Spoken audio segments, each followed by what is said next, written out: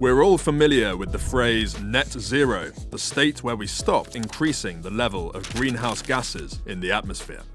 But how do we get there? A big part of the answer, of course, lies with reducing our emissions. But in a recent report, the UN Intergovernmental Panel on Climate Change said that large-scale carbon dioxide removal, or CDR, will be essential if we are to have any chance of limiting long-term global warming to 1.5 degrees Celsius. The methods being explored include planting trees, managing soil so it absorbs more carbon, and machines that suck carbon dioxide from the air. But how will all this be paid for?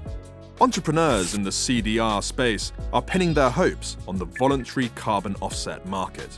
For every ton of carbon dioxide they remove from the atmosphere, they can sell a 1-ton carbon credit.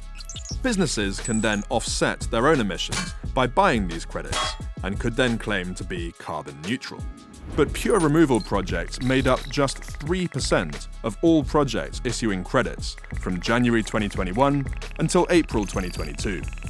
The vast majority of carbon credits on the market today are linked to projects that aim to avoid emissions.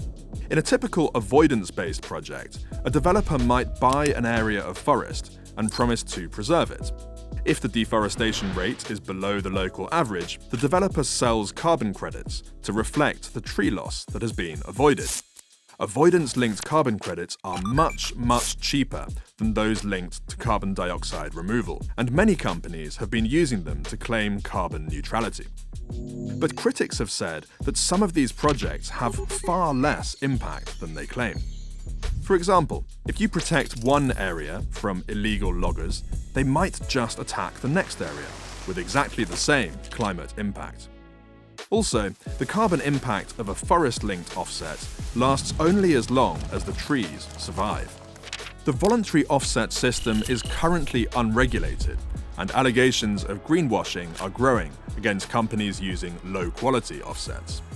A new body called the Integrity Council for the Voluntary Carbon Market is now drawing up standards aimed at helping offset buyers identify high-quality projects which meet key requirements, such as longevity and measurability.